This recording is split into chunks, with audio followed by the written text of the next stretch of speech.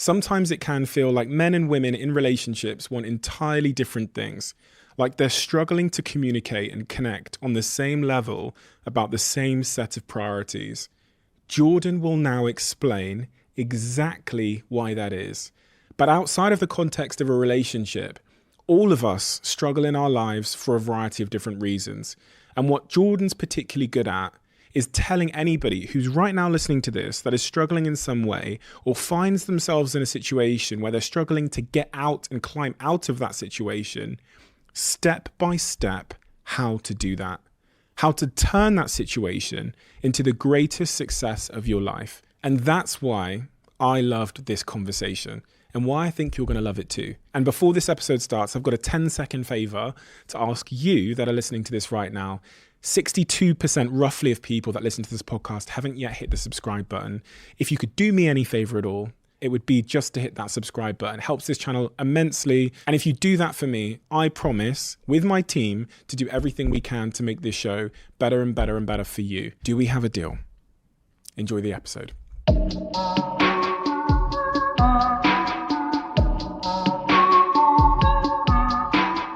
Jordan, we had a conversation before and it reached tens of millions of people. And as I went through the feedback and the comments of that conversation, I found one that really stood out to me. Someone said, I had just days of will left in my body. I felt like a failure. I hadn't reached the potential I knew I had in me. Despite effort, I couldn't become the person I was so desperate to become. And then I found Jordan. And his unfiltered words pulled me from my darkest moment just in time. Now my life is in my hands once again, and I've built a career and a life I'm proud of. So thank you, Jordan. We may never meet, but you've saved my life, and my children still have their father because of you. It is one hell of an impact that you've had on just that single person's life. How do you receive such incredible feedback from a stranger you've never met? Well, when you were reading that, it's obviously a very positive thing to hear, but my mind immediately went to why that's the case. See, I've been in the fortunate position of being able to synthesize and then communicate a century's worth of clinical research and experience gathered by very many extremely intelligent and careful people. And then on top of that, whatever I've managed to gather being reasonably educated in the broader sphere of the humanities and sciences, let's say. And the effect that this individual is attributing to me is a consequence of that, right? I've been successful because I've been a conduit of good ideas, and I have the ability to synthesize a lot of information and to communicate that to people in a way that's understandable. The person who made that comment, they were struggling for one reason or another. And one of the things you do with people who are struggling is you make the simple even simpler, because then they can get a toehold. Like if they're really barely able to move. I had one client, he had a hard life, man. He was like 85. He'd fallen off a ladder and broken his neck, and they had permanently fused it. So he was basically like this. He could hardly move. He was so depressed. He literally couldn't get out of bed. It was awful. And he was in chronic pain because of his broken neck. And so, the first thing I did with him was get him to sit up for like 30 seconds. That was it. That's where he had to start, and after I worked with him when he was in the hospital. After 2 weeks, he was walking down the hall and able to sit up and read for, 5 or 6 minutes. And he got out of the hospital. He went home, but he had to start with the simplest possible steps. And hey, man, this is the definition of humility in some ways, is that you start progressing where you can start. I think about this a lot because there's a lot of people that are objectively or subjectively down and out in their lives. That's how they feel. And it's often too intimidating to present them with the idea of climbing Mount Everest today, a proverbial Oh Mount yeah. Everest. Like, just pick yourself up and go to the gym and work out, Oh eat yeah, healthy, right? And Yeah, no, that's not going to happen. it's like putting them at the foot of Mount Everest. But the small commitments we keep to ourselves are often really undervalued because they seem so trivial. Like you saying, well, that's the casual contempt. That's another aspect of that. Well, one of the really difficult things to learn when you're down and out is how far you're down, because it's humiliating. You know, I was ill recently, and when I started to recover, I couldn't really button my shirts. I had to learn to do that again. I'd forgotten how to put my hands on keyboard.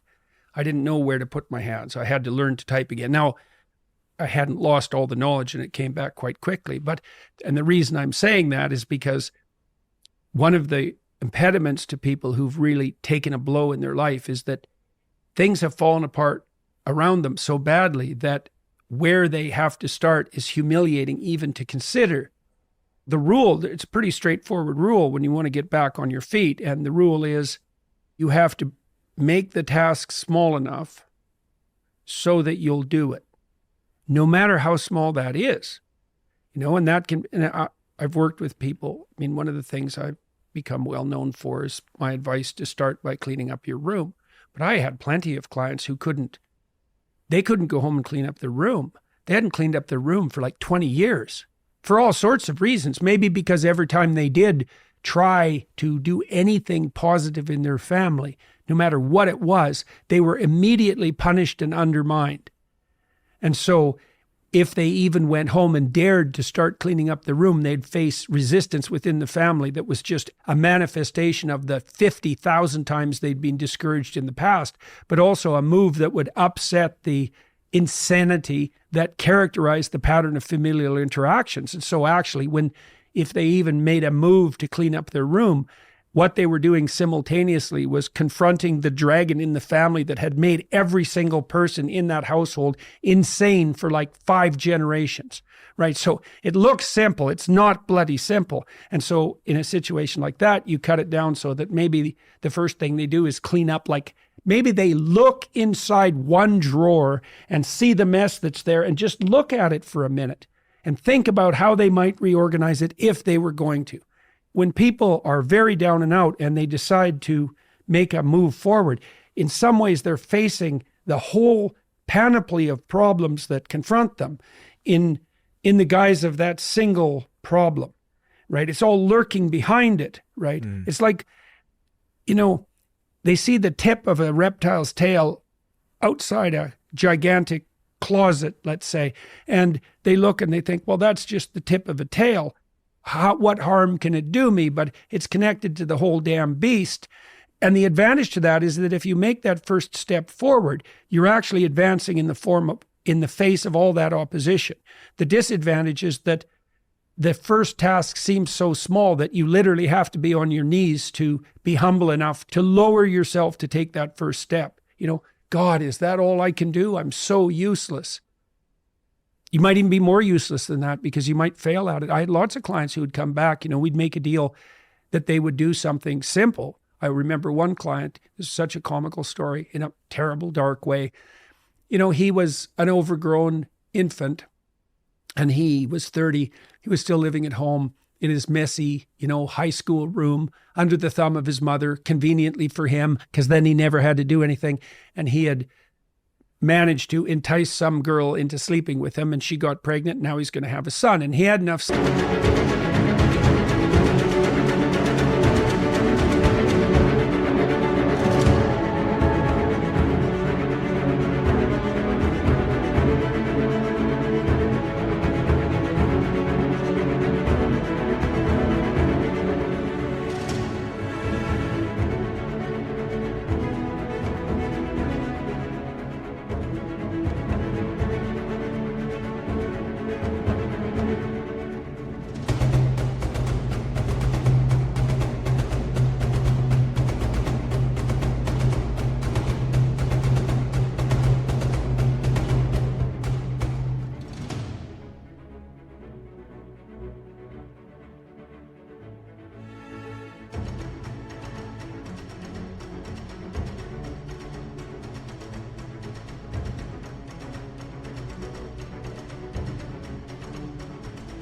sense to come to me and say, I'm kind of a wastrel and I've mucked up my life, but maybe I'd like not to destroy this kid. So is there something I could do to put myself together?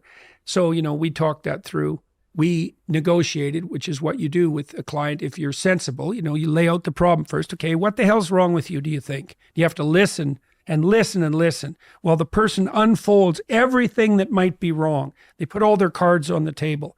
And then you sort through them and you think, well, some of that, even they'll figure this out themselves. Some of that's not really the central issue. And so you imagine they lay all the cards on the table and then you kind of get rid of 90% of them. It's a symptom. Yeah. It doesn't really bother me now that I've talked about it. That doesn't seem key. I think I'm really done with that. That isn't interesting to me, but they'll still have to lay it all out.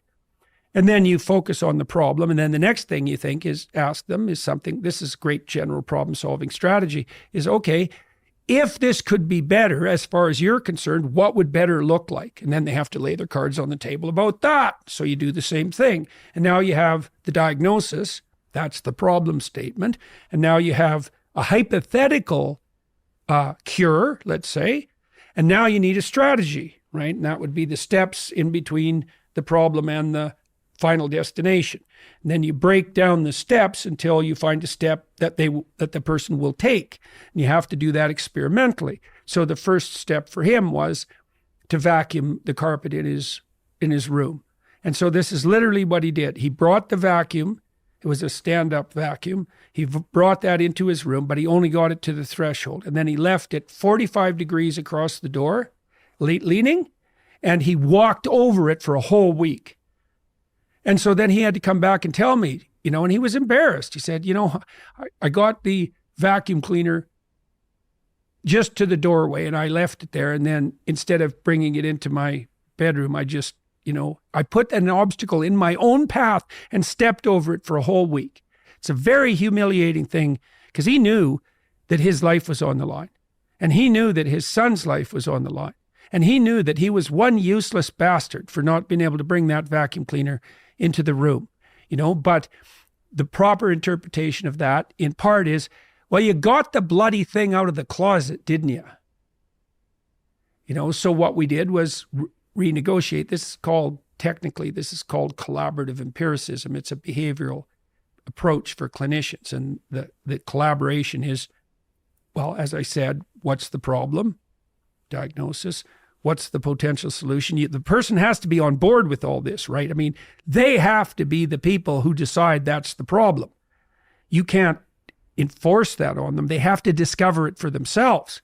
And the same with the solution and the same with the strategies. It's like, I don't know what's right for you. I'll listen. We can jointly explore what might be the right vision for you. And then we can break that down into a strategy, but you have to be on board with the strategy. You have to feel that this is right for you. It's absolutely 100% crucial that it's voluntary. And then we'll say, okay, well, maybe this is a solution. Why don't you go implement it? Come back next week after having attempted this. Let's see how it went. And sometimes people come back and say, well, that went great and it started me and I did 3 other things and you know what, we seem to be on the right track. And sometimes they come back and say, nope, that didn't work at all, like with the vacuum cleaner.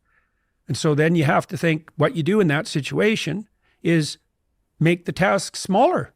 If you make the task small enough, I've never seen anyone not be able to progress if they made the task small enough. But, that can be pretty humiliating. Now, the upside is that once you take that first step, you've looked the beast in the face and you'll start progressing, not linearly, but exponentially in speed. So what's cool is that it doesn't really matter how small that first step is because it'll start doubling. And anything that doubles grows unbelievably quickly. And so that's a very useful thing to know too. And that's true when you're learning anything new. It's like you'll feel like an imposter. You'll feel like a fool because you are. And you'll think, I'll never get there. And the destination might look very distant. But if you take a sufficiently small first step and get the ball rolling, you can be cruising along at a pretty good rate, generally faster than you'll think. What's going on in one's psychology there? Is it building evidence of your own capabilities and capacity? Definitely. What seems to happen when you expose people to small but challenging tasks, it does two things. It makes them more skilled because now they're actually dealing with the problem. And so they're acquiring the new perceptions and the new behaviors that are mastery. So they're actually expanding their domain of conceptual structures and actions. That's both conception and skill. But at the same time, they're seeing themselves as the actors that can change the direction of their life. For example, when you do exposure therapy with people who have phobias, agoraphobia is probably the best example. So agoraphobia is a condition where people will become so terrified generally of life that they often literally can't go outside their house. If they go outside their house, their anxiety levels climb to the point where they have a panic attack, which is like the complete disinhibition of the fight or flight system. Very overwhelming experience. People will go out and they'll have a panic attack and then they'll avoid where they had the panic attack. But then the probability of the panic attack starts to spread so that wherever they go, they have a panic attack and then they end up stuck at home. And it's quite a common condition. Now, the people who develop that are generally women, and that's because women are more sensitive to anxiety than men. They're generally women who had an over-dependent relationship with their parents, maybe particularly their father. They're generally women who went from their father to a boyfriend who was either overbearing and overprotective or who was enticed into becoming that by the dependency of the person, of the sufferer. And then, so imagine you're a dependent young woman. You haven't learned to stand on your 2 feet. Every time you had a problem, you were taught to seek authority. You sheltered behind the protective walls that someone else had established for you. You married someone like that. Now he died, or you're getting a divorce, or so that wall is starting to come down. Okay, so all that existential panic starts to rise. You start panicking when you go out, and you end up at home unable to move. Also thinking you're the only person in the world who's suffering that way. And so what you do is you find out, you do a problem analysis and you find out their core fears. And agoraphobics are often afraid of elevators. And that's quite convenient because, there are elevators everywhere. So you can start having them confront their fear of elevators. So how do you do that? Well, if they're really terrified, you say, well, let's look, why don't you come sit by me and let's look at some pictures of some elevators. And you say, look at the elevator. Okay, now imagine being 20 feet from it. How are you feeling? And they'll tell you. They're nervous. They're afraid they're going to get trapped in the elevator. They're afraid they'll have a heart attack. They're afraid that they'll be in there with other people who are watching them panic and have a heart attack and being humiliated. So the two big categories of fears for people are like painful death and then public humiliation. And if you have a really good anxiety fantasy, it's that you're going to undergo a painful death in a very humiliating way. And so that's what they imagine happening in the elevator. So it's not exactly that they're afraid of the elevator, right? They're afraid of death and humiliation. And the elevator is a portal to the realm of death and humiliation. It's like, I'm afraid of an elevator. Okay, how afraid?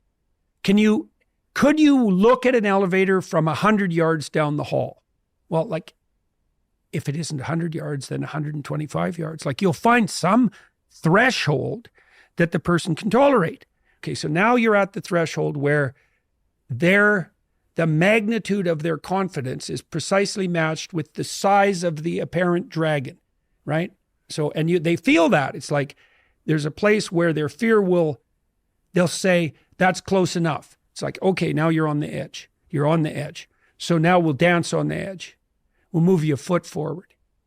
Okay, so let's move a foot forward. Okay.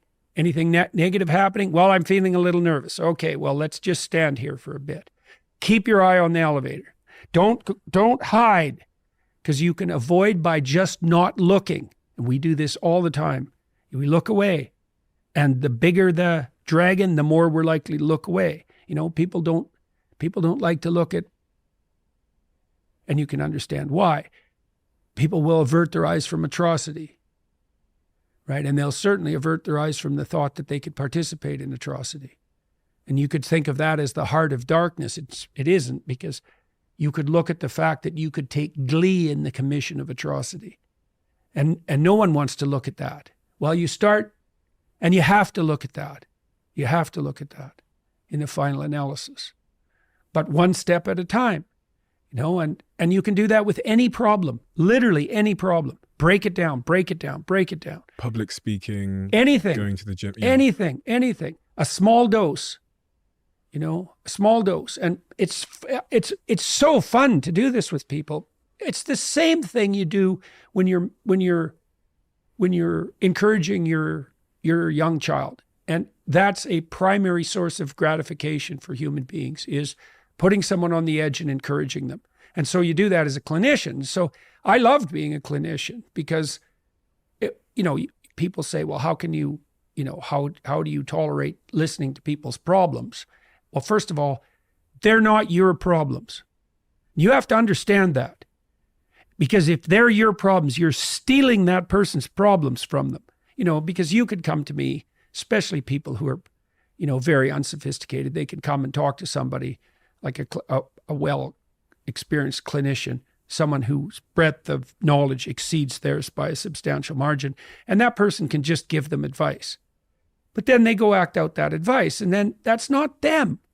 They have to come to it themselves. This brings me to a point about trying to help people in your life, because we all have people in our lives that are struggling in some way, and our knee-jerk response is to get in there and solve the problem. Yeah, this is a problem that men often have when they're dealing with women. Yeah. They leap to the problem solution phase, and they also do that in some ways to avoid, and this is what annoys women, because what the women want, and they don't even know this, but this is what the women want. Women are more sensitive to threat than men. Okay. So they're looking for predators. Now, predation detection it's an intuition. Anxiety is an intuition. Something's wrong. Okay, what? Well, then you guess, right? So imagine the threat system has sort of got something in its sights, but it's a sense that something's not right. But it's not fully fleshed out, the picture, because serpents are camouflaged, right? So the threat is hidden. Well, what the woman wants is to lay out all the things that might be wrong. Okay, well, the guy doesn't want that because, first of all, maybe your wife is upset about something in relationship to your children, and she doesn't know what it is. So now she has to go through everything she thinks that might be wrong. Well, even for you to listen, that's going to be rough because some of those things are going to be about you. And so you just have to shut up and you have to let her put her cards on the table. Understanding. Now, she has to do it in good faith, right? She can't be using that opportunity to skewer you. And so these things are tricky to manage, but you want to listen to her, lay all the cards on the table. Now, the advantage to that is now you know where all the hidden snakes are. Now, if you do that, what you'll find out, and so will she, is that most of the things that she's worried about, she's not actually worried about. She won't know that until she lays them out on the table and can see them. And then both of you can triangulate to the actual problem, and then you can negotiate a solution and offer help. But if you jump right to help, the reason you can't do that is because you probably have the problem wrong. So then back to your question about helping. One of the most effective things you can do to help people is to listen. And there are technologies of listening. And so the first one is, don't assume that either you or the person who's talking knows what the problem is. It's so hard. Once you have the problem specified, you've solved like 95% of the problem.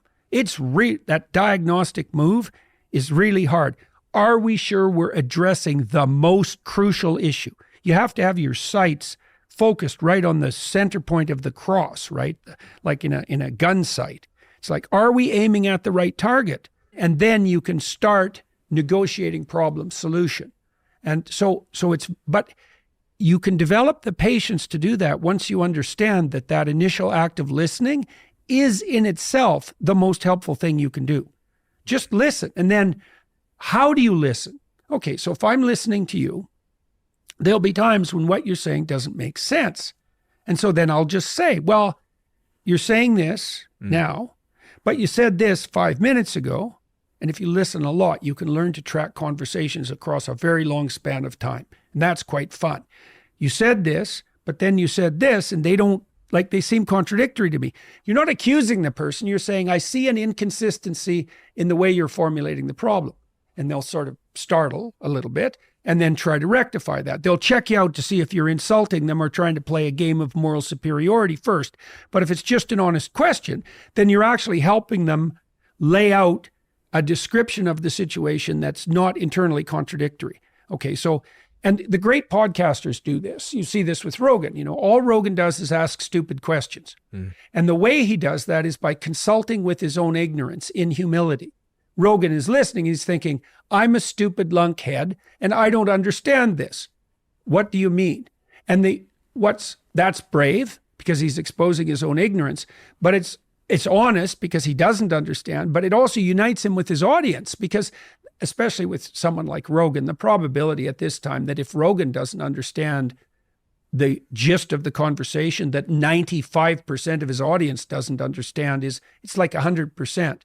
The importance of listening can't possibly be overstated. Listen, ask questions until you understand. And by doing that, you also help the other person clarify the situation. It is so hard to do. And I think we have to just pause at that step because it is, as you said like that's 95% of the challenge. It is so hard to do in relationships, in work. I've sat literally at this table with a colleague of mine about a year ago, and she was telling me, she works in one of my companies. She was telling me that she's unhappy in her role.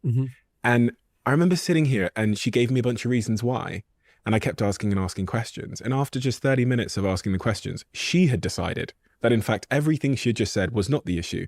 And then it related back to a much more fundamental issue of just meaning in her work. Okay. Well, that's very important. That's very important.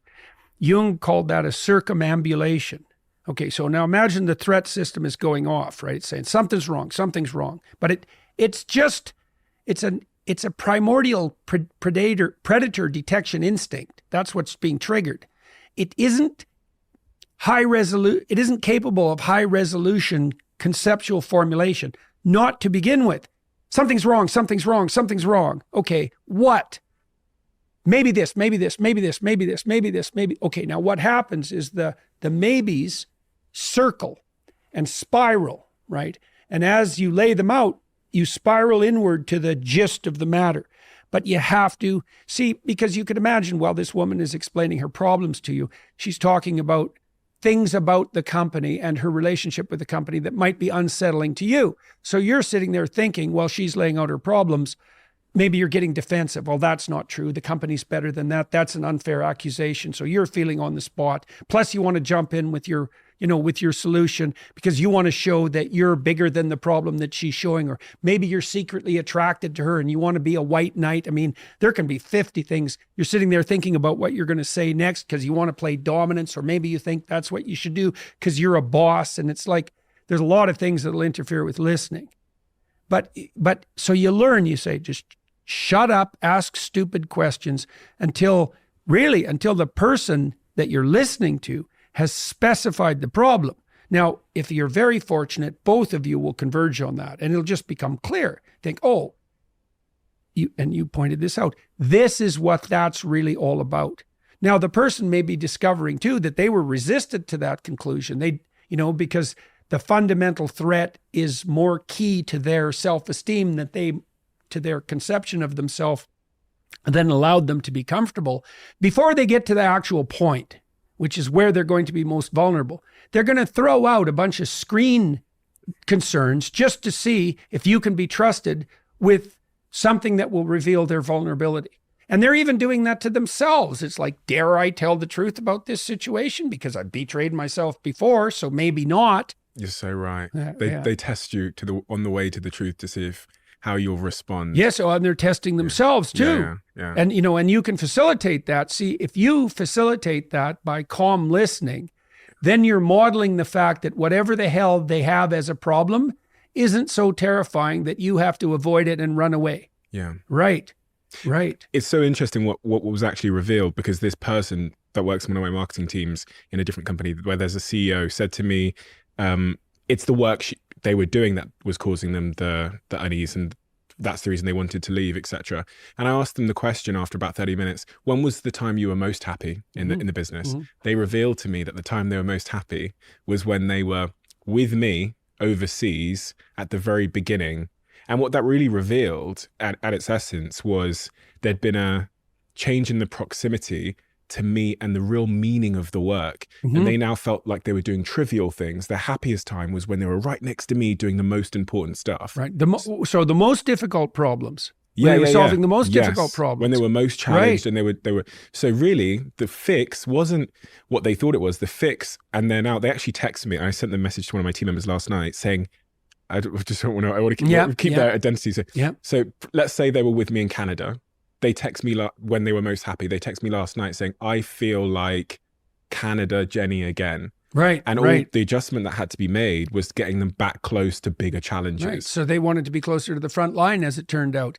When Freud first developed psychotherapy, he developed this technique of free association. Okay, so all free association is, and this is why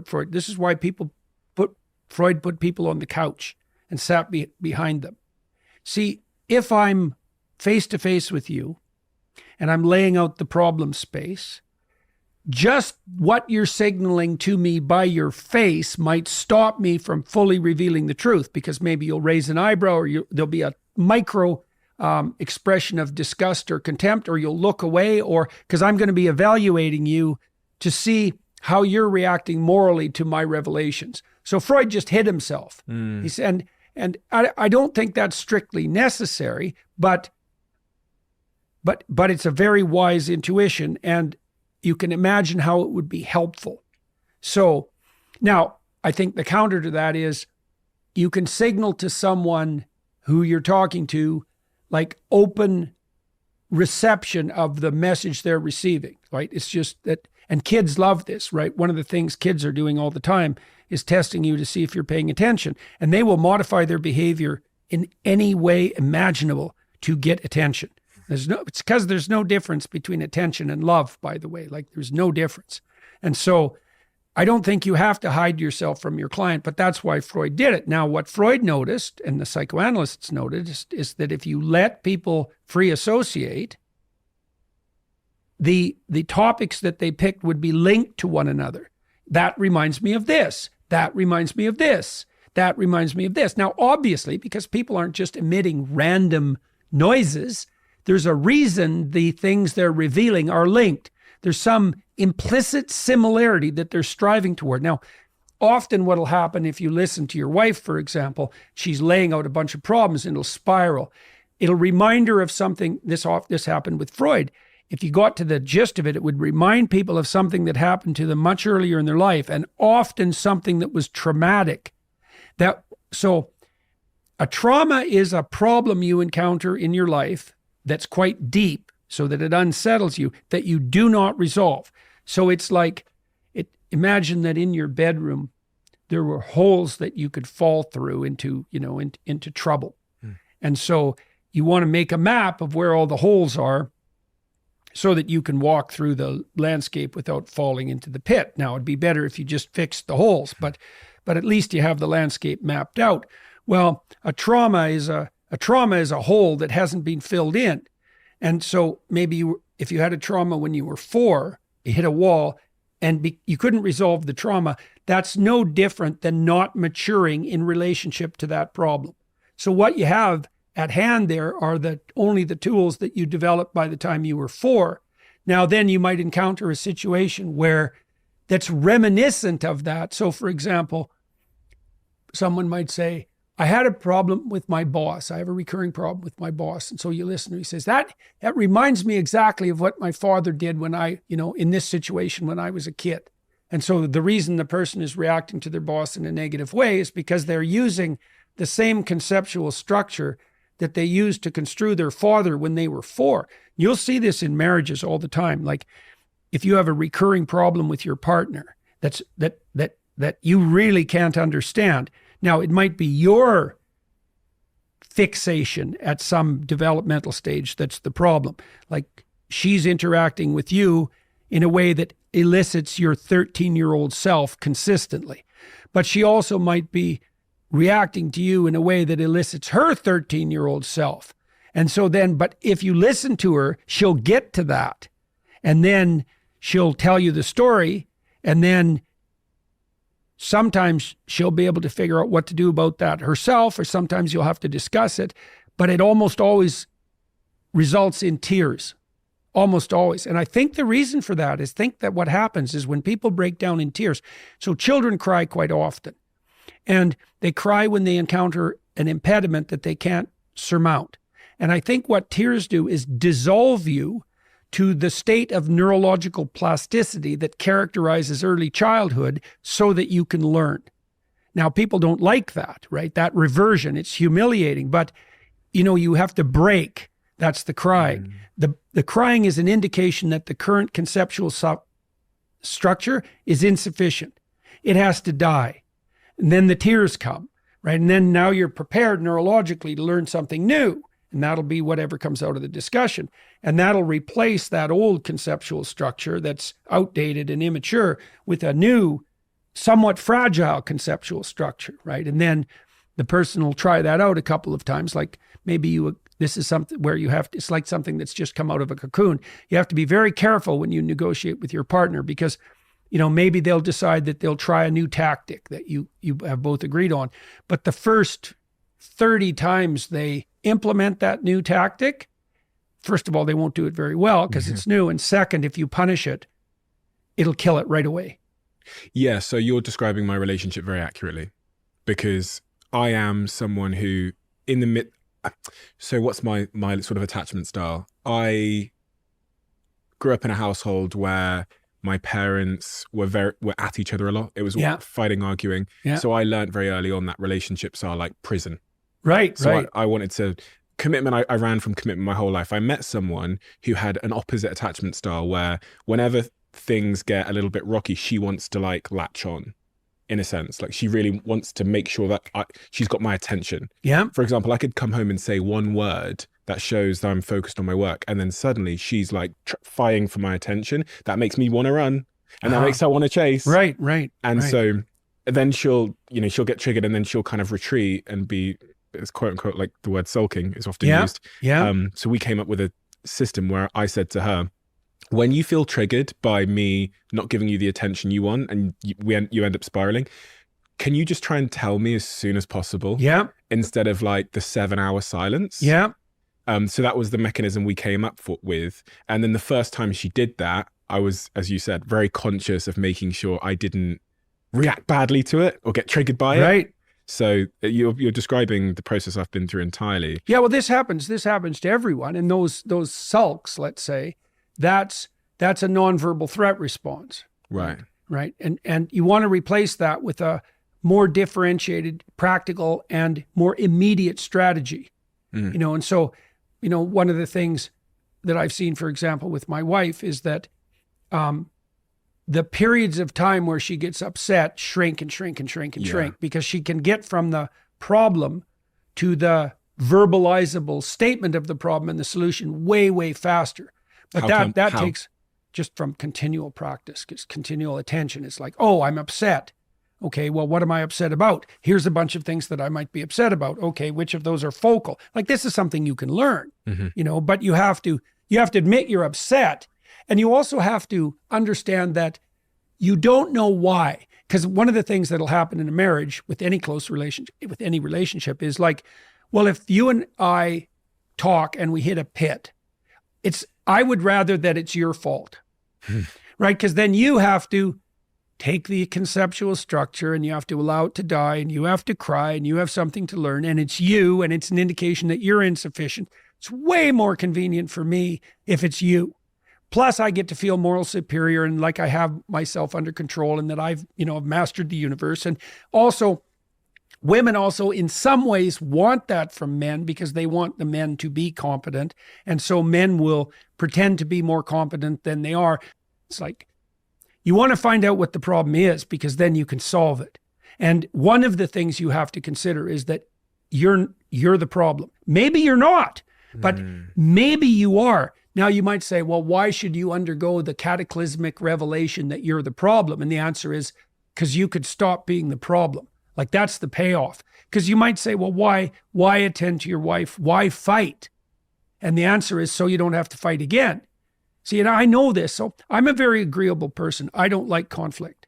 Like I'll do almost anything to not to paper it over, though. That's the thing, to fix it.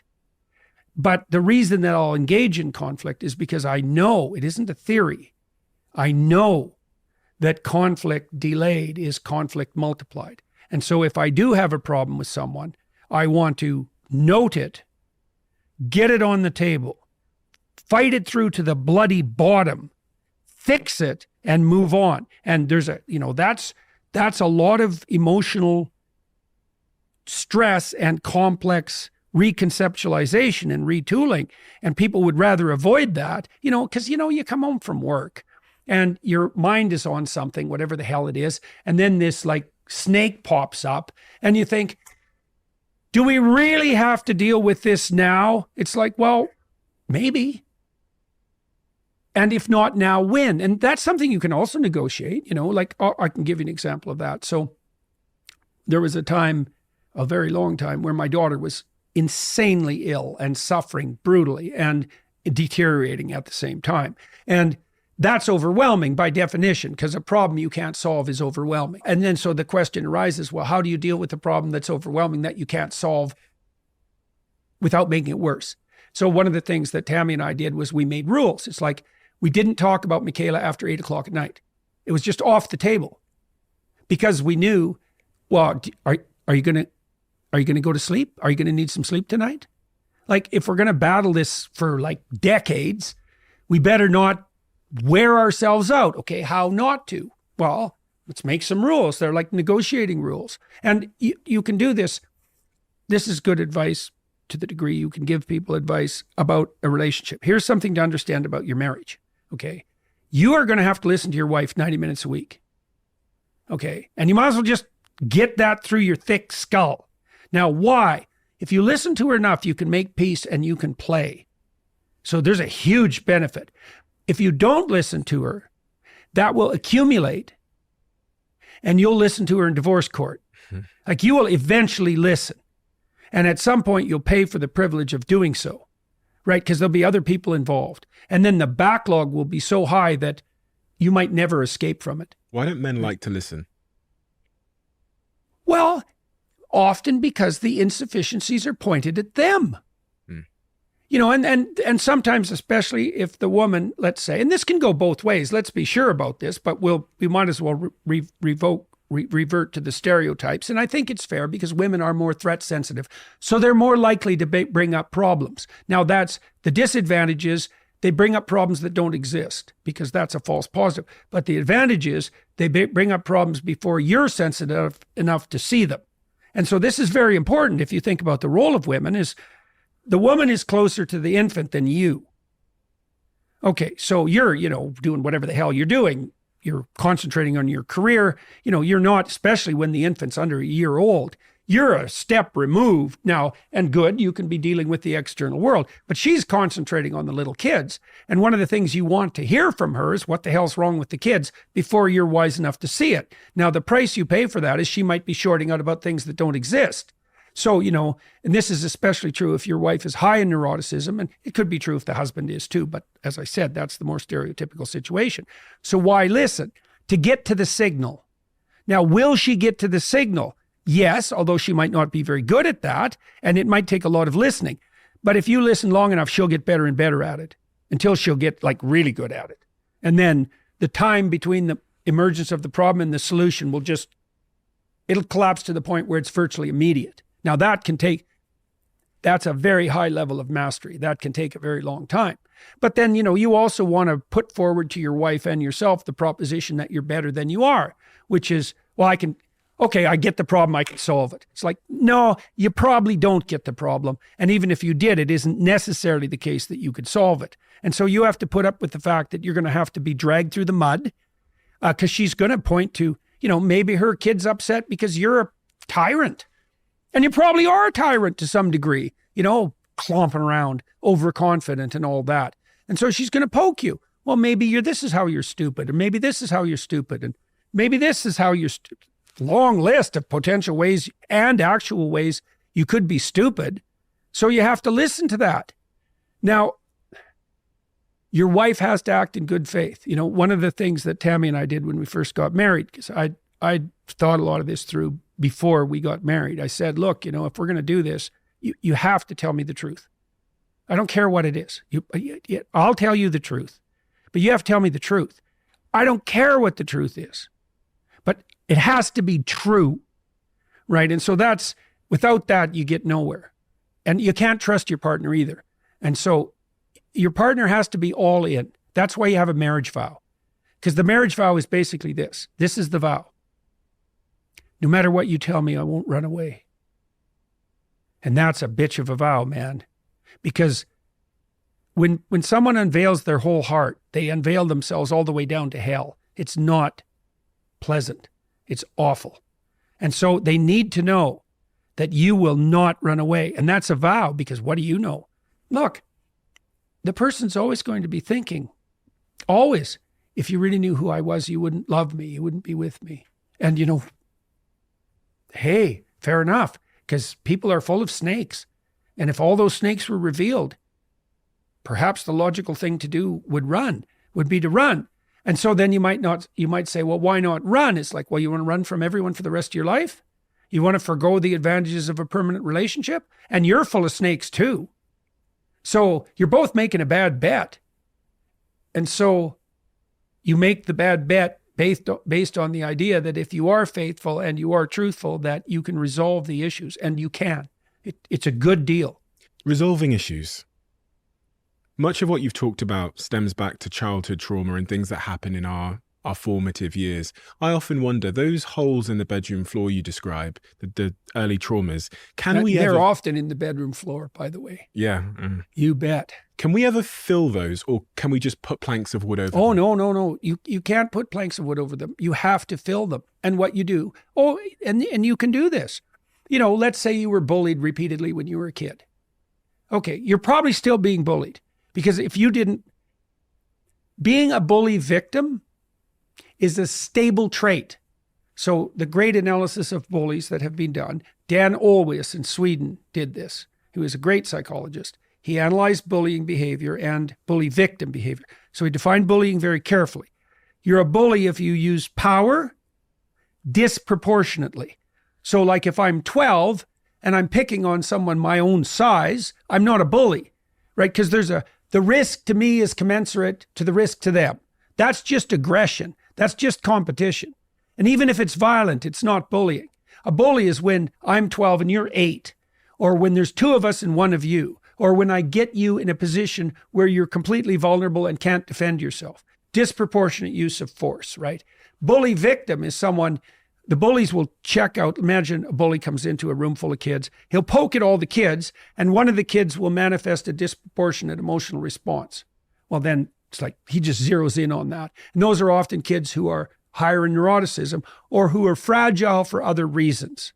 And then that can become permanent. And both the bullies and the bully victims have a negative long-term developmental trajectory. The bullies tend to become criminal and alienated on that front, especially as they move into high school. And the bully victims tend to become depressed, anxious, and dependent. If you have a partner who's been a bully victim, for example, that's going to be brought into your marriage. And then one of the things that's going to happen is every time you try to have a dispute, which is to actually think and solve a problem, they're going to see you through the bully template. They're going to treat you like you're a bully. They're going to accuse you of being a bully. They're going to bring up all the times before when you acted like a bully, and then you're going to have to defend yourself. And part of the reason that people can't listen is because they also don't know how to defend themselves. It's like, especially if here's 15 pieces of evidence that you're a bully. It's like, can you counter those? Maybe. What if you're not very articulate? You know, it might take you 2 weeks to think up how to argue yourself out of that. Plus, you're going to be doubtful about it. You know, so those are very complicated things to work through. But you can listen. If you listen, the person will dispense with some of their accusations by themselves. The accusations that can't be dispensed with, though, now those are questions. You know, maybe your kid's upset when he or she's interacting with you, and your wife says, well, you're too hard on him. It's like, well, are you? Well, it's time for you to go away for like a week and meditate on that, right? And that's soul searching, right? You're going to go down to the bottom of your heart. It's like, well, are you a bully? Are you a bully like your father was a bully? Are you a bully like a friend who was a reprobate that you admired and tried to copy was a bully? You have to see, because maybe you are. Maybe you should stop. But then you also have to figure out how you would be if you weren't being a bully. Then your wife can help you, and this is another good rule for couple conflict. Like, let's say I'm unhappy with you. So I come and tell you that. You can ask me, okay, what do you want? If I could give you what you wanted, what would it be? Well, I don't know. It's like, no, sorry. I cannot hit a target you won't specify. Let's discuss it at least. We got to have a target here. And so this is also if you're an employee. You got to know this if you're an employee. You're going to your boss with a problem. Why don't you go with a solution too? And if you're the sort of employee who goes to your boss with a solution, you'll racket yourself up the hierarchy. If you're in a halfway decent business, you'll ratchet yourself up the hierarchy so fast you can't believe it, because you'll get a reputation as the person who can solve the problem. So, and you can actually play with this in your marriage, because one of the things that you can do, for example, is, well, let's say you say something that irritated your wife. Okay. And then you can say, okay, she'll say, well, that really bothered me. It's like, okay, it's an open question. Why? Maybe she's too goddamn sensitive, and maybe you're too much of a son of a bitch. It's like, who knows, right? But you can ask her, okay, if I had said what you wanted me to say in that situation, what would have I said? Now, that's a hard question. She has to think about that. It's like, well, what would have worked? And then she'll say, well, maybe you could have said this. And then you can say, okay, let me say it. Now, then she has, but it's sort of like, let me say it. It'll be sort of fake. It'll be a first pass approximation. You're putting words in my mouth, but let's assume that I'm trying to do something better stupidly and badly to begin with, with an eye to mastering it over 50 repetitions. Mm-hmm. So, but I'll start by just saying it. So she'll tell you what to say and you can say it. Now, if you're absolutely 100% unwilling to say it because you think it violates your conscience, that's a whole different issue. That means there's a deeper discussion to be had. But maybe you could try it. You could try it out for size. And maybe she could see if that sort of satisfied her. And now you've got a rubric for how that interaction might go in the future. Let's make it concrete. You come home at the end of a workday. Okay. There's a right way of doing that you have to negotiate with your wife. Maybe she rushes to the door and meets you with all the problems of the day. Okay, that's probably not a great strategy, because you're already up to here, you're tired. So is she, likely, from whatever she was doing. Maybe she was at work too. You can't meet each other when you're both tired every single day for the rest of your life with nothing but a ball of problems. Partly because if you do that 50 times, you're going to view the person as just a bunch of snakes that are coming at you. That's not good. Even if the problems that are being pointed to are real, you might think, okay, so you come home after work. What would be the best way for that to unfold? And you have to negotiate that. And I would say, let's parameterize that a bit. You're probably hungry. Well, you don't want to talk to someone. This is another great rule. Don't talk to your partner about something complicated when they're hungry.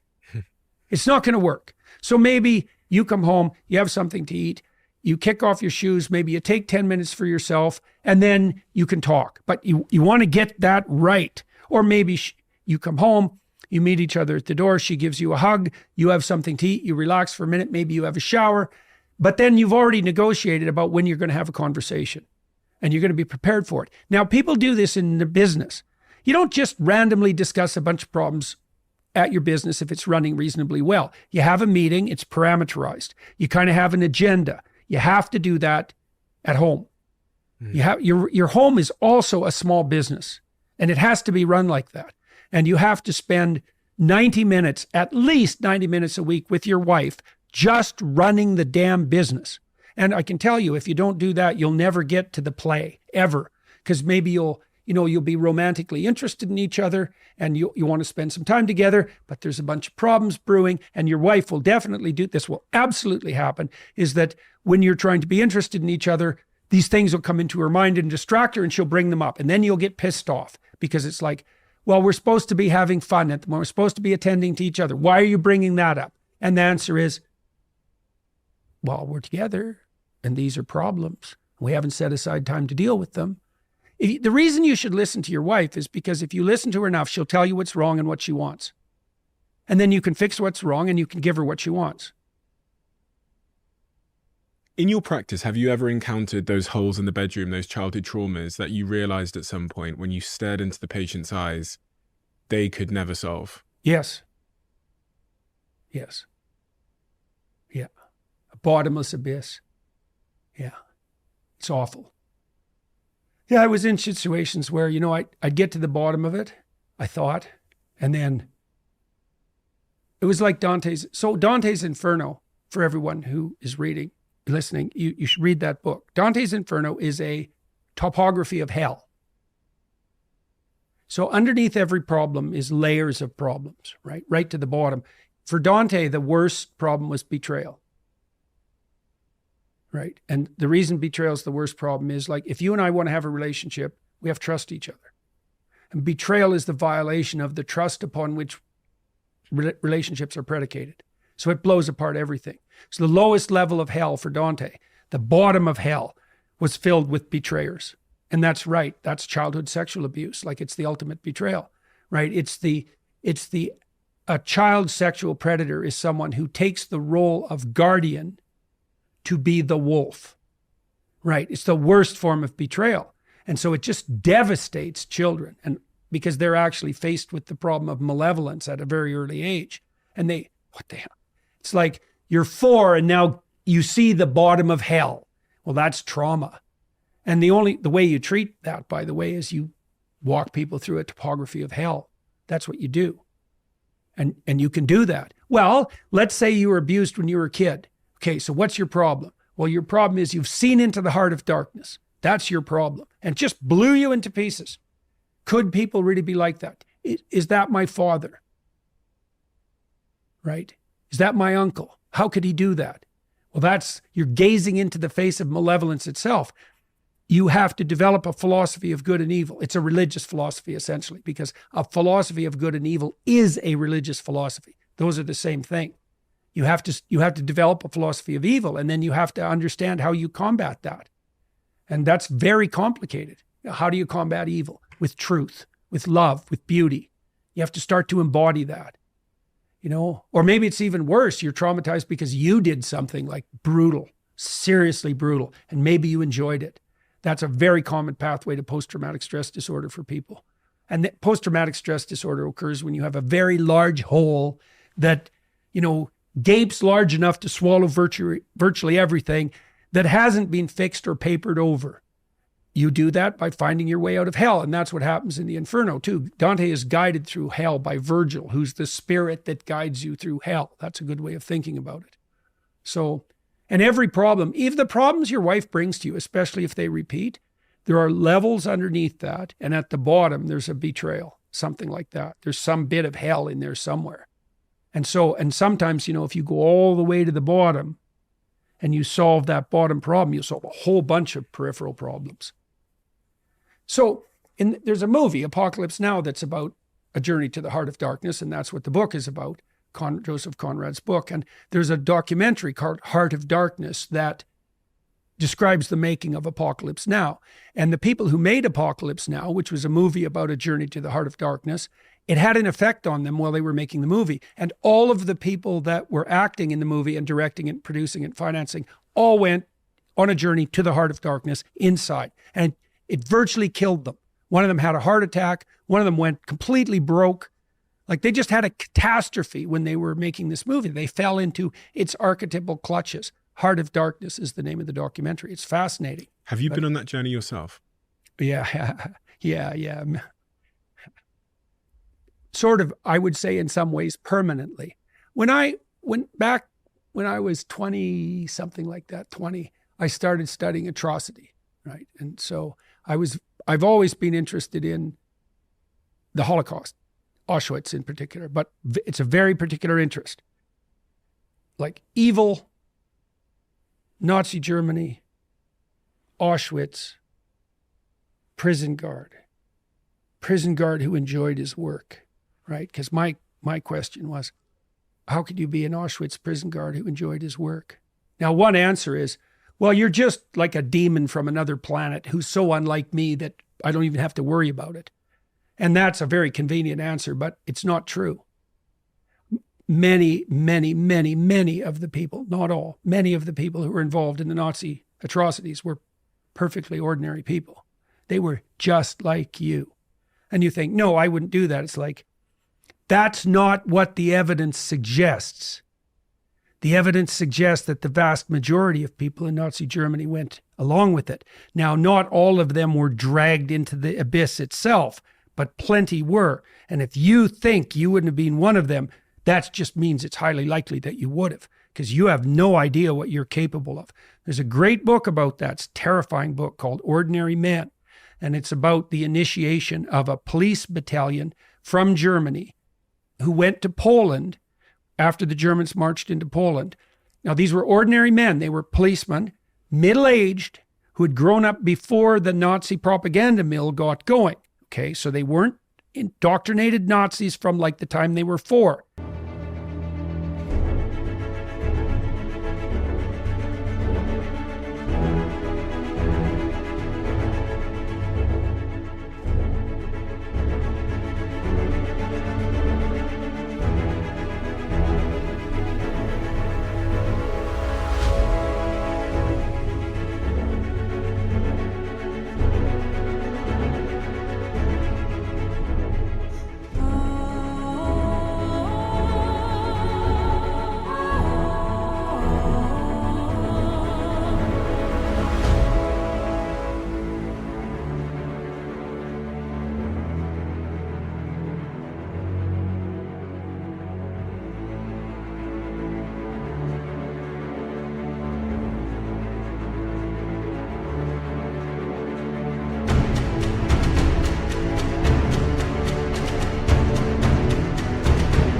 They're just ordinary middle-class guys. Plus, their commander told them in Poland when they were starting to do military work, even though they were civilian policemen, that they could go home, that they didn't have to do this job, and that there would be no repercussions. And in fact, out of the battalion, a number of men right at the beginning said, I'm not doing this, and they went home. The vast majority went along. Now, why? Okay, so now these policemen are in Poland, and they've been told a story, which is that, Germany's at war. And the reason for that is that evil Jews have conspired up a conspiracy, and they've united the Western world against us, and they're a fifth column within the country. And your patriotic duty is to root them out now that we're in Poland, and you're saving the fatherland, and there's going to be dirty work associated with it.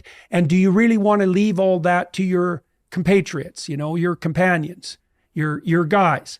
Because like if you and I are together, and someone that we're working for presents us with a dirty job, and I say, well, I'm not doing that, well, then I leave it to you. Mm-hmm. So there's a kind of betrayal that's built into that. Now, the guys that left thought, I don't care, I'm not doing this, but most people didn't. And part of the reason they didn't do it is because they were loyal to their peers. By the end of this, which took months, these guys were taking naked pregnant women out into the middle of fields and shooting them in the back of the head. And becoming violently ill because of doing so, and tearing themselves into shreds internally, like sick at heart, but doing it. And it's a terrible thing to look at. And I started looking at that it's 40 years ago now. It's shocking. And so what did I discover? Well, I discovered a lot of things. I discovered that the road to totalitarian hell and atrocity is paved with lies. Lies are the pathway to hell, really, practically and metaphysically. And so one of the things I decided, and this was in 1985, was that I was going to stop lying. What does that mean practically? Lies ruin your life. So you will not accept a white lie? You won't cast... Well, look, a white lie is better than a black lie. But look, if you're really telling the truth, you're serving truth at every level of analysis simultaneously. That's right. So if my words are landing properly, they're going to be the words that work right now. and tomorrow and a week from now and a month from now. And they're going to work for me and they're going to work for you. So a true statement has levels of application. And a white lie is a statement that's true at one level and false at another. Now, you might not be able to, maybe you don't have the wherewithal at that moment to come up with the statement that satisfies all the truth conditions at every level. And so you default to the best you can manage. You know, your wife says, do I look fat in this dress? You know, or maybe she says, how do I look in this dress? And you think you don't like that dress. And, you know, the easy thing to do is to say, I love it, dear, whatever you want. Or, you know, of course not. But that's a white lie. But that's not the optimal answer. Like a better answer to that is, don't ask me questions like that. And then you can have a discussion about it. See, the thing is, I bought a lot of clothes for my wife. I like clothes shopping for my wife. And I tell her how I think she looks. And the advantage to that is that if I tell her that she looks good, she knows I mean it, right? I'm not muddying up the water. And if I have to say something, I mean, it's not like the number of times that I've told her that I'm not happy with the way she's presenting it, like it's virtually never happens. She actually has extremely good taste. And so it's just an example. But if you're forced into a situation where you have to tell a white lie, there's snakes somewhere that you haven't dealt with. And maybe the best you can do, and that's Leonard Cohen, the poet, said, there's no decent place to stand in a massacre. You may have already compromised yourself to the point where in that situation, the best you can do is a lie. But that means that you shouldn't have bloody well been there to begin with. And the antidote in many respects is honesty further upstream, honesty with yourself and others further upstream. You can get yourself in positions where all of your options are bad. And what that means is exactly as you pointed out, you did something upstream, man. Now, one of the things you do in therapy is you find out what people did upstream.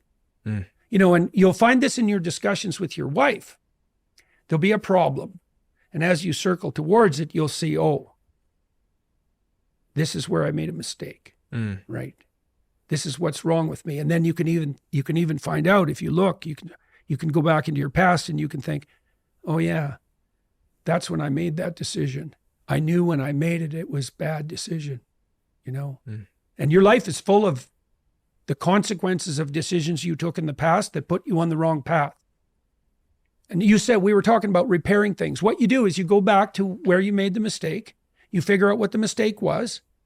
You know, there's this cartoon trope that there's an angel on one shoulder and a devil on the other. Well, you come to a crossroad. That's also where you meet the devil. You go this way or that way.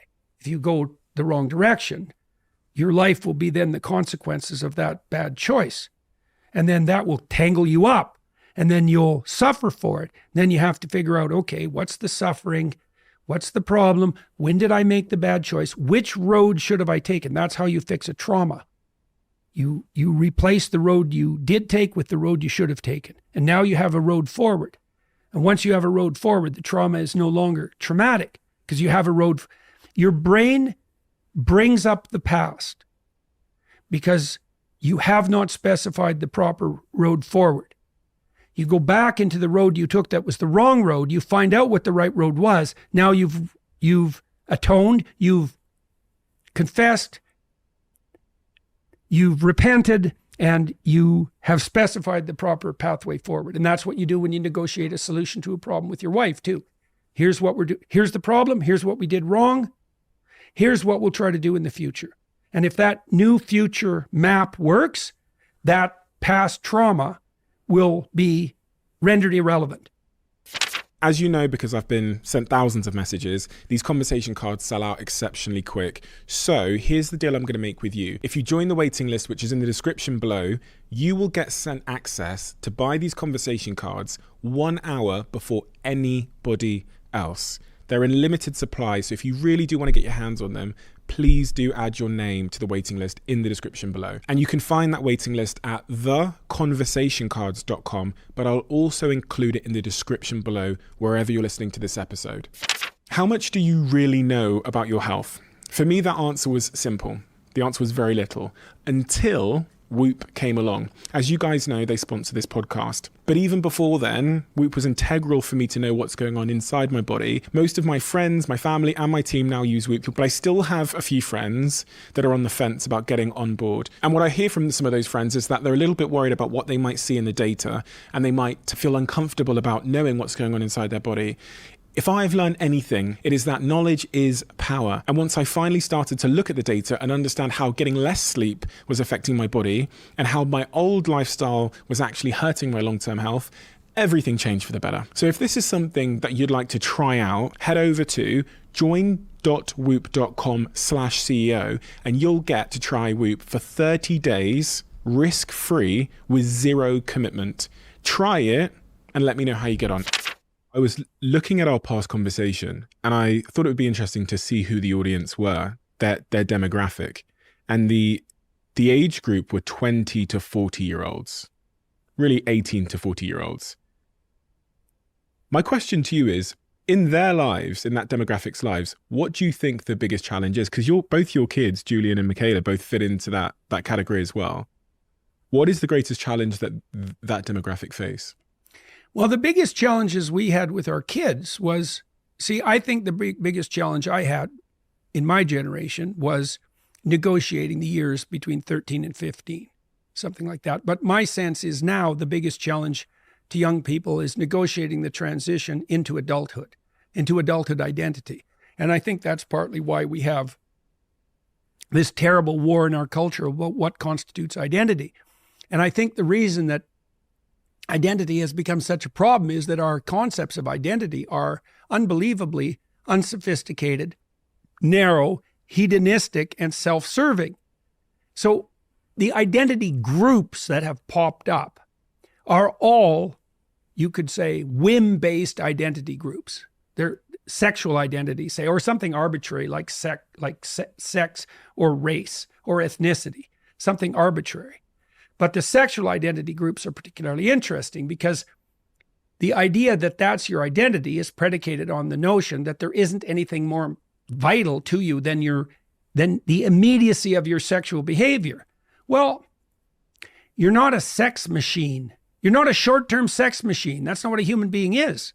So if you revert to that, all you're going to do is produce like anxiety, hopelessness, and misery. It's not a good solution. So then you might say, well, what's the solution? And the solution is something called a subsidiary solution. It's like, so what's your identity? Well, you should get your act together and take care of yourself. So you have to integrate yourself. You have to integrate across anxiety and hatred and pain and jealousy and fear and hunger and lust and all that plethora of spirits that wage war within you. It's a lot. It's a lot. You have to bring that into a unity, okay? And one of the things Nietzsche said, the famous German philosopher, was that every drive attempts to philosophize in its spirit. So all those subordinate spirits that war inside you will try to dominate. I'm only my anger or rage. That's the protester type, you know? I'm only my sexuality. I'm only my appetite. That's the consumer model. But all that has to be integrated. And then you might say, well, integrated into what? Well, integrated into a structure that serves all of those spirits simultaneously and harmoniously across a long time. That's maturity. Okay, but that doesn't happen in isolation. So then there's stages above that. Okay, so the next thing is maybe you've got your act together enough so that someone can tolerate being around you. So there's enough left over from you so you can play with someone else. So you establish a relationship, marriage, let's say. You invite someone else to join forces with you. You produce a united vision. Okay, so now there's you and there's you as husband. And it's the joint interplay of those that's now your identity. Okay, and so now you have a role and you have obligations and responsibilities and opportunities. You know, you say, well, I'm constrained by my marriage. You know, there's all sorts of things I can't do, which really means I can no longer, in the most primitive way, it means I can no longer immediately gratify my short-term whims. Although it could also be more complex in that I don't get to pursue the things that I need to pursue, which means you haven't negotiated with your wife very well. Like if your marriage is a prison, you're either very immature in what you want or you haven't negotiated properly.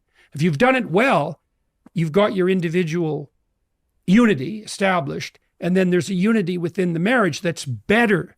And why would it be better? Well, you could learn to love someone, and that would be better, because getting outside yourself decreases your anxiety. So we know as psychologists, one of the things that was learned 20 years ago is that there's no difference between thinking about yourself and what you want and being miserable. Those are self-consciousness and negative emotion are so tightly tied together that they're statistically indistinguishable. Does that not raise the question about the decline of religion? Absolutely. Well, that's the next level. It's like, okay, so there's you, now you're a husband, right? And so your identity is those two things in lockstep. But that's not enough. Now maybe you're a father. Now you have kids. Now you have a whole nother level of responsibility and opportunity to flesh yourself out and support and love, right? So now, and then, well, you've got your family together. That's not enough. You've got the community to serve. So you want to serve the community, and then communities scale. Maybe you're good in your local business and you have a local business organization and you're good in that. And then, well, then there's the town level and the city level and the state level and the country level. And then, America is one nation under God. That's the ultimate level of this hierarchy of identity. And that's what should be served most fundamentally. That's a definition, okay? God is that which should be served most fundamentally. It's a definition. So when you're thinking that B is better than A, what you're saying, even if you don't know it, is that B is a step from A on the road to God. That's what you're saying.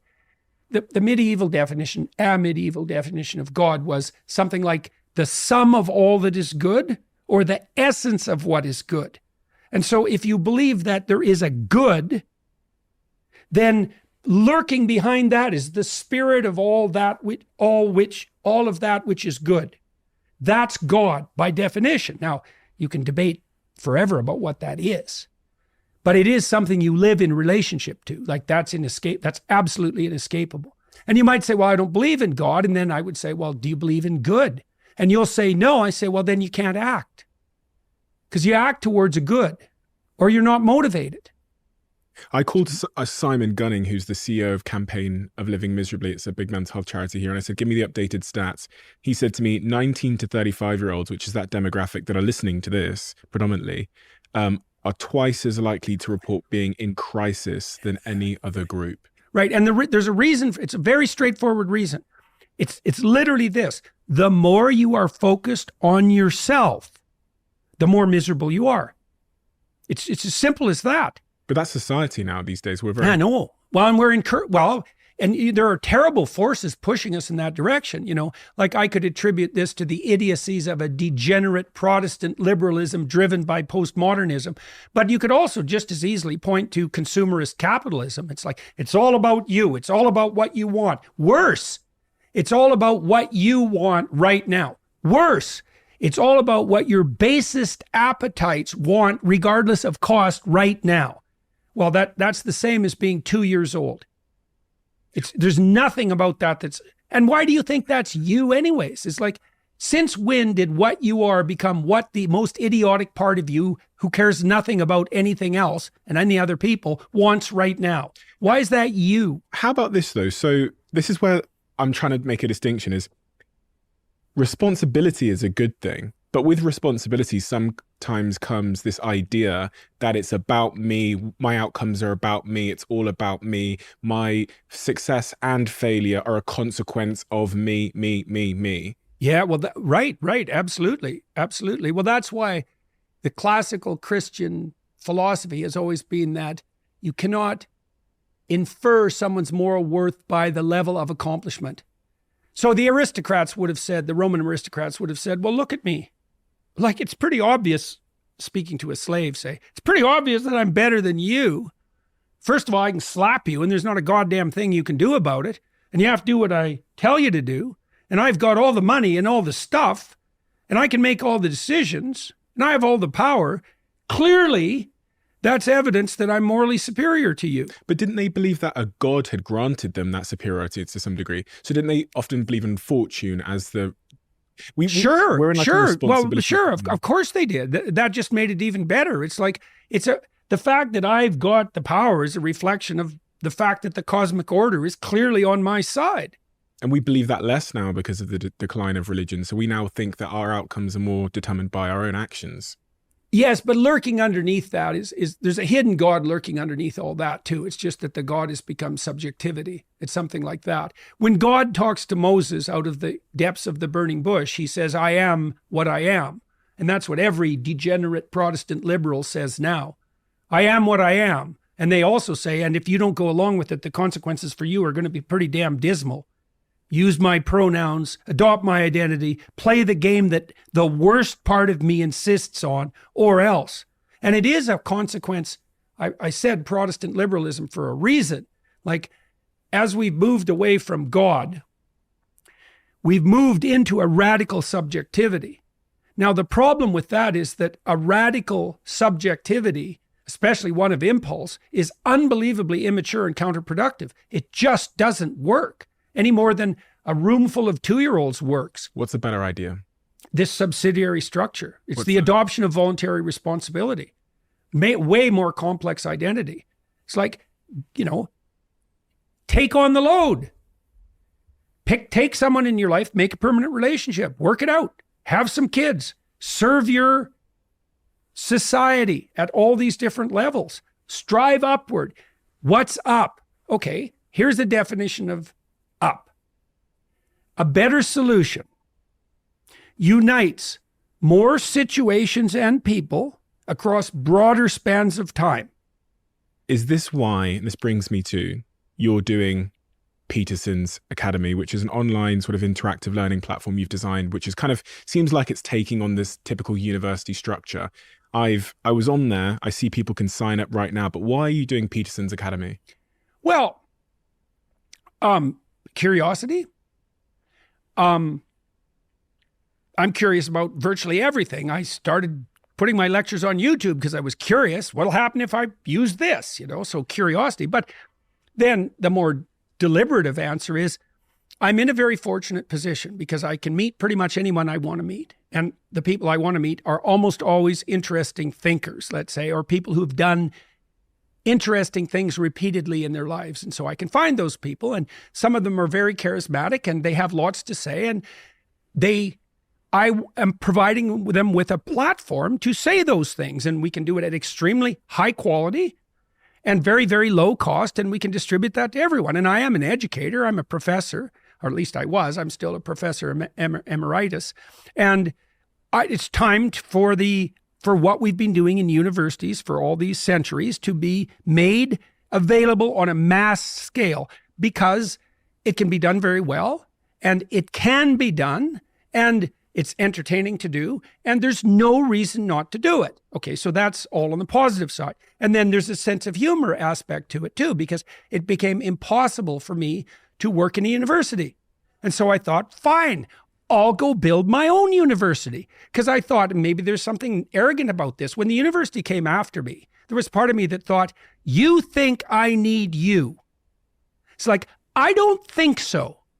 I think you need me. And if you don't want me around anymore, we'll see who needs who. Now, like I said, I was irritated and peeved, and maybe there's something arrogant about that, but let's reconfigure it. So here's one of the experiences I've had bringing these professors down to Miami. This is especially true with the professors from Cambridge and Oxford.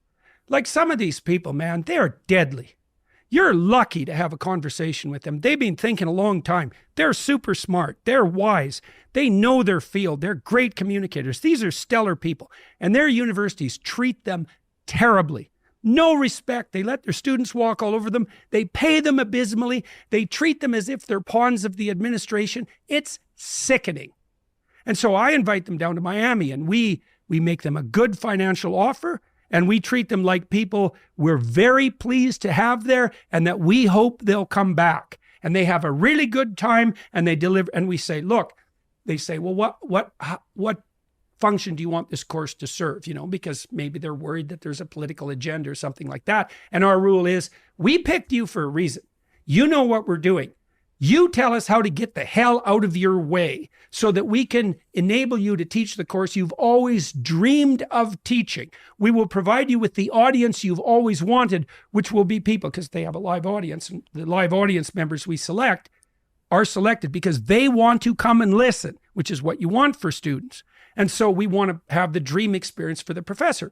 Come, talk about what you love to people who want to listen, plus we'll provide you with maybe enough financial security so you don't have to be concerned about your damn university anymore, which is also something I'm quite pleased about. Now, I don't know if we can deliver on that, but even the initial, we give them an advance, like with a book deal, and even the initial advance generally is a sizable sum. It depends to some degree on their following, right? Because we do some economic calibration, but I would love to be in a position where I could take like the best 1,000 lecturers in the world, bring them onto Peterson Academy, give them financial independence, because that would be really amusing. And then to bring what they have to say to everyone for almost no cost. You've taken a first principle approach to trying to build a new university, bringing the best professors together, giving them the freedom, making sure they're not censored in any way, giving them the audience and the remuneration and appreciation they deserve. When does this university, Peterson Academy, launch? Early 2024. We already have 30 courses recorded, something like that. I'll put the link to the university in the description below on this episode, but also you can just search Peterson's University online and it comes up the first thing. We usually have a closing tradition on this podcast where the last guest leaves a question for the next guest in the diary. But I wanted to ask you my own question because it was quite pivotal to it was really informative, and the honesty you brought with it in our last conversation really changed my life in a number of ways. How? I'll tell you after I ask you the question. Okay. The question is,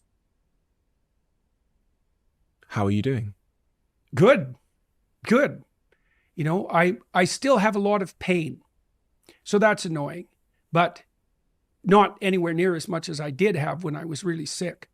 So like I almost always feel like I have a relatively serious flu, achy. It's some neurological problem and I have no idea what it is, and neither does anyone else.